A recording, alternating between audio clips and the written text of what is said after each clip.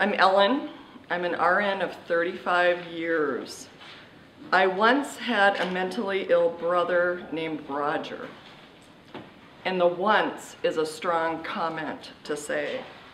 Roger lost his health care many times over his lifetime until my very last conversation with my brother was his expression of his fear over losing his health care. After this, Roger was gone. Roger was only 18 months older than I am, and this happened several years ago. So I thought, well, I'm a nurse. I've lost my brother who killed himself. This just sent him over the edge. And I thought, what can I do?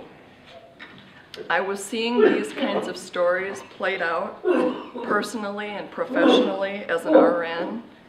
I began to look at what was wrong with our healthcare system. I found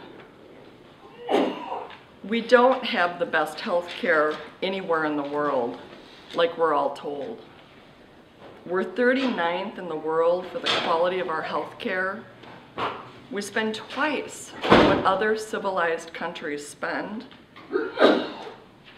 Canadians aren't dying, going bankrupt, and losing their homes to try to provide for health care. And research even shows that they're very satisfied with their health care. I found that we ration health care more in this country than in other civilized countries.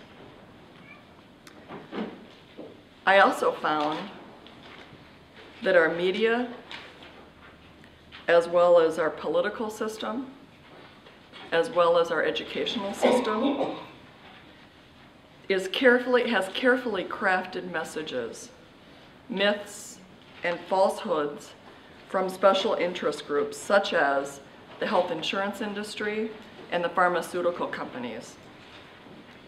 They want to perpetuate our sick and broken system. You can read about this in a book by a fellow named Wendell Potter. He's a whistleblower on an insurance company called Cigna. And the title of his book is Deadly Spin. And it is a deadly spin. So basically, I found out that we have a healthcare system that's based on profit, certainly not for people. So I went about searching. I have a master's degree in health system administration. I went and I thought, okay, the system is pretty broken. It's taking too many loved people that I know and that I'm hearing about from others. I went on a search to find the best solution, and I found Senator John Marty's Minnesota Health Act. This legislation would create a single statewide plan that would cover every Minnesotan for all of their medical needs while saving money through prevention, efficiency, and elimination of bureaucracy. This includes dental and mental health care, all of your medical needs. One plan, one payer, one set of rules with ethical principles. Now, you should know that single payer healthcare is on the DFL platform.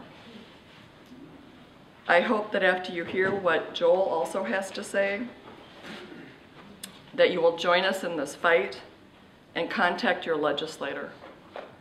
I want to also mention a real hero in some of this fight, and that's my friend Sharon Schmidt.